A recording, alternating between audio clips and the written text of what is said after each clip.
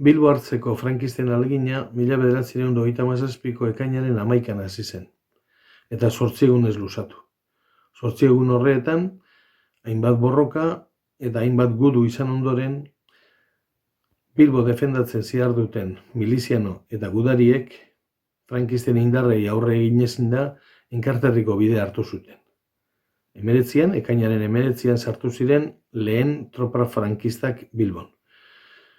Tropa hauekin batera zihoan Jose Artetxe. Jose Artetxe, gerra hasi arte, Gipuzko Buru Batzarreko kide izendakoa zen, eta Eldia eta Euskadi egunkarietan hainbat eta hainbat artikulu idatzitakoa.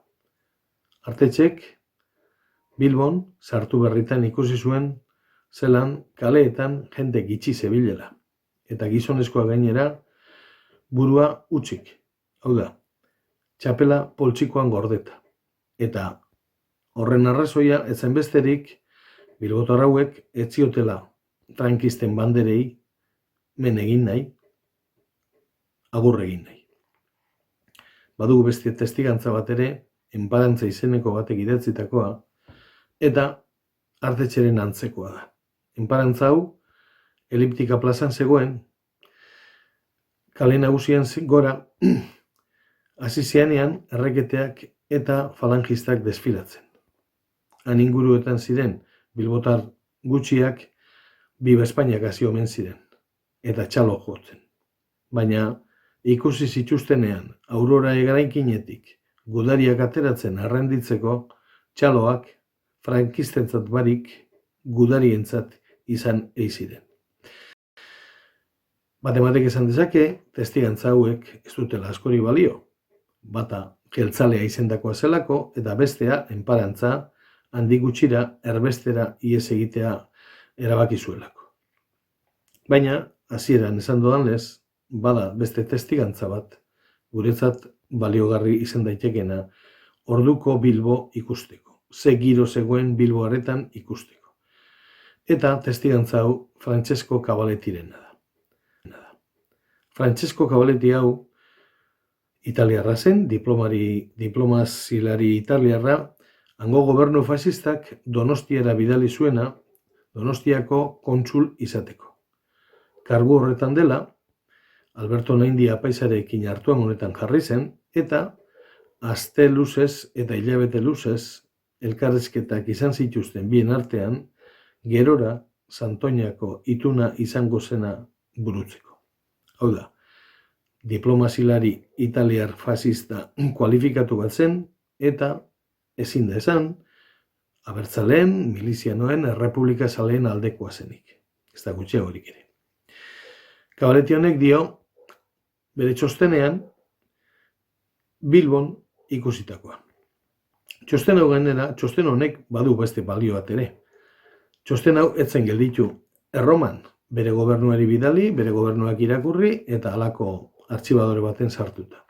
Bere gobernuak balio eman da, txosten hau kopiatu zuen, eta Italiak mundu zabalean zituen enbaxadetan zabaldu zuen, jakin zezaten enbaxada hauetan ziren diplomatikoek ze giro bizi zen Bilbon frankistek sartu berritan. Cavallettik 3 zatitan banatu zuen bere txostena.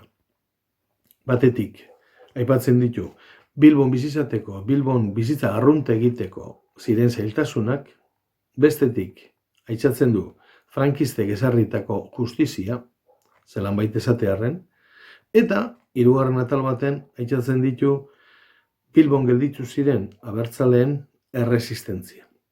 Hau da, frankistei egiteko adorea eta gogoa. Lehenengo puntuan, Cavallettik dio, Bilbon ibiltzea nekeza zela.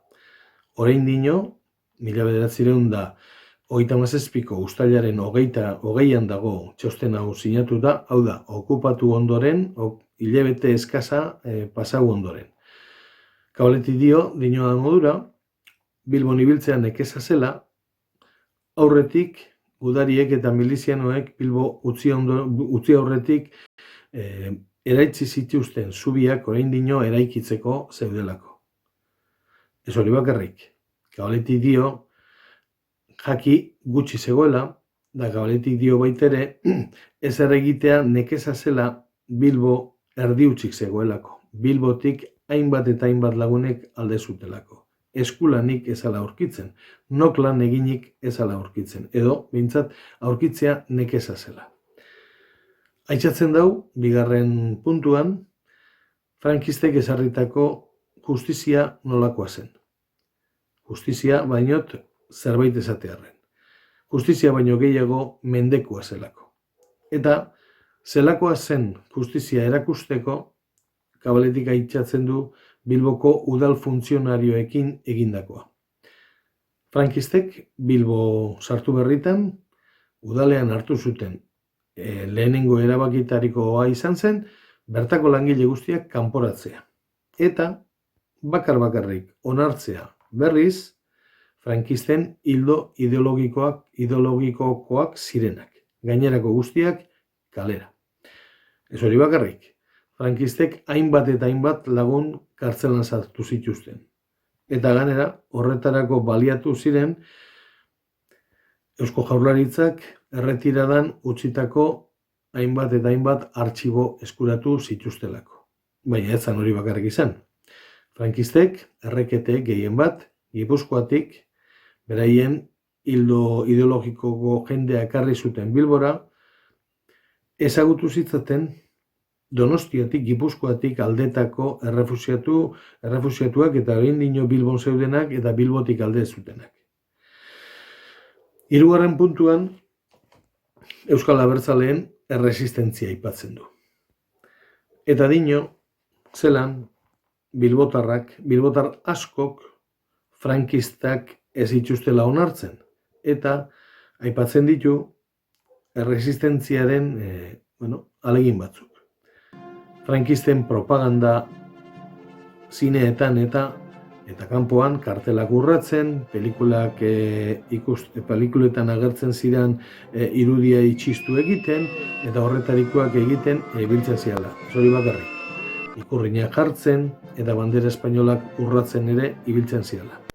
Kabaletik aitzatzen dau berak ikusitakoa. Kabaletik aitzatzen dau ez bakarrik berak ikusitakoa, entzundakoa ere. Aipatzen dau baita ere, Gipuzkoako gobernadoreak esandakoa. Gipuzkoako gobernadoreak esan omen zion Kabaletiri agindua zuela Salamanketik hartuta Donostia Gipuzkoa bideratzeko, eta zelan edo alan lortuko zuela. Baina Bizkaiko gobernadoreak edo Bizkaiko agintari frankistek nekez lortuko zutela hori. Ez du bakarrik hau aitzatzen. Esaten du baitere zeintzuk izan ziren neurri batzuk, frankistek hartutako neurri batzuk. Eta hauen artean aipatzen du frankistek hartutako kontzertu ekonomikoaren kontrako erabakia. Ez erabakiko ekonomiko hutsa, eta ez horregatik bakarrik hartutakoa, ez da gutxiagorik ere. Kontzertu ekonomikoak Bizkaiari eta Gipuzkoari kentzeko erabakia ezer izan bazen mendekua izan zen. Eta horretara kontatzen du Kabaletik. Badinot, Italiar gobernuak Donostian jarritako diplomazilari baten txostena da hau. Erromako artxiboan eskuratu genuena orain dela urte batzuk eta ez ezaguna izan dena orantxura arte argitaratu arte. Uste dut, ondo eta argi erakusten duela, Bilbon bizi zen egoera, errepresio egoera, eta ez hori bakarrik, erantzun egoera ere bai, erresistentzia egoera. Gerora beste fruitu batzuk emango zituena.